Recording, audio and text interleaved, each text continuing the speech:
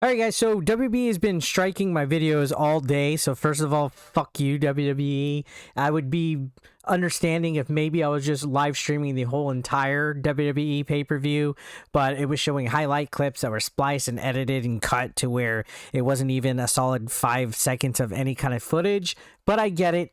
YouTube's gonna YouTube. I've been having problems with the Logan Paul reaction video all day.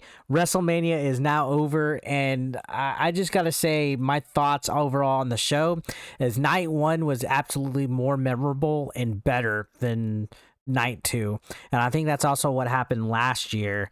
The same thing happened. So night one had some great moments between Cody Rhodes' debut, the Stone Cold Steve Austin's match, the great classic that we had between Seth Rollins and Cody Rhodes is freaking amazing. And then overall, there was just a lot more of an up, energetic feel between the night. Now, don't get me wrong, night two still had some classic moments. For example, Pat McAfee freaking killed it. He knocked it out of the park with his match with Austin Theory. Then we got the surprise impromptu match with Vince McMahon and then Stone Cold and McMahon reunion, so to speak. The AJ Styles and Edge match was freaking phenomenal. Roman Reigns and Lesnar was great. But it just felt like night two was kind of like a little less hyped than the previous night. I don't know what it is. I don't know. Honestly, it feels like there was just way too much video packages at one point. But what do I know? I have never drawn an event that has 70,000 plus people inside of it. But overall, a pretty solid WrestleMania. I think I would have flipped a couple of matches from night one to night two and vice versa, because night one was all bangers, which there's nothing wrong with that. But they probably could have held off on the Seth Rollins match with Cody till night two, and that would have evened out things and moved maybe the New Day back to night one, because that New Day match obviously was short for time. That's why it didn't really flow as good as it was. I think the injury from Rick Boogs definitely changed things up with the opening match for the event on night one. But yeah, again, night one was good. Now, night two, the Johnny Knoxville match was freaking awesome. I know it was a little too silly for some people, but I like that. And I really wish the 24/7 division would be like that. It was like a PG version of hardcore matches, but it was so well done and it was so goofy and hilarious that I personally liked it. I think Johnny Knoxville did a great job in the ring against Sami Zayn tonight. And it was cool seeing Wee Man get some love. The crowd really liked Wee Man.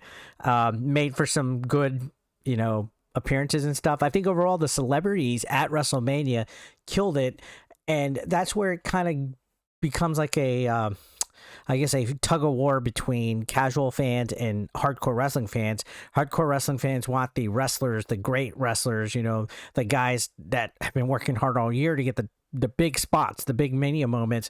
But casual fans tune in for the Logan Pauls. They tune in for the Johnny Knoxvilles, the Pat McAfees, the Bad Bunnies, and all of that. So unfortunately, it's something that we got to deal with, guys, at least for Mania and SummerSlam. It's something that we got to deal with.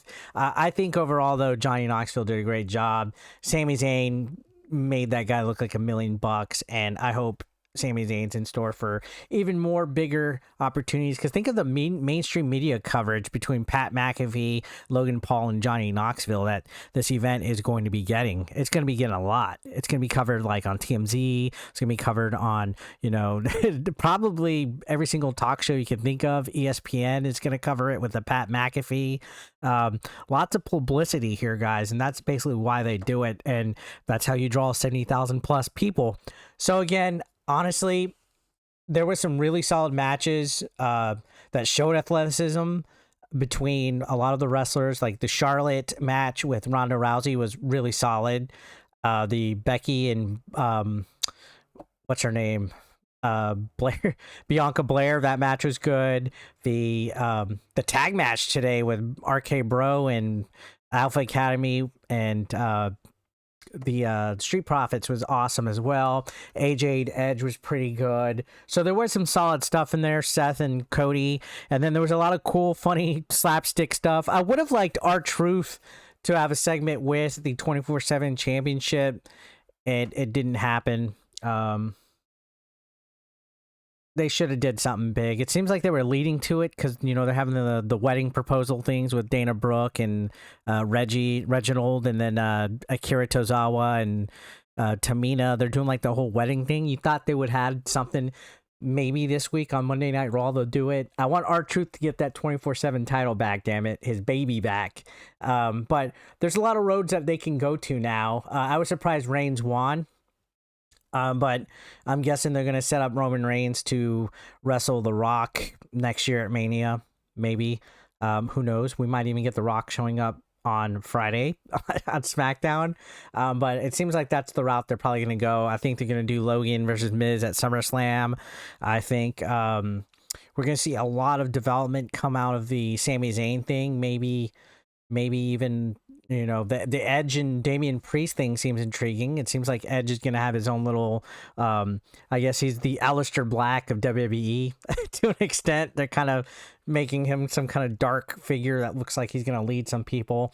It was really weird, though, when you think about the women's matches, because it seems like they had a series of angles with Alexa Bliss and Nikki Ash leading up to WrestleMania, and then they just kind of wrote them off. Like, wasn't Alexa Bliss doing like a return to WWE thing with all those segments on Raw, and then all of a sudden she's nowhere? Like, didn't they do some kind of like rehab thing for her and she just kind of vanished?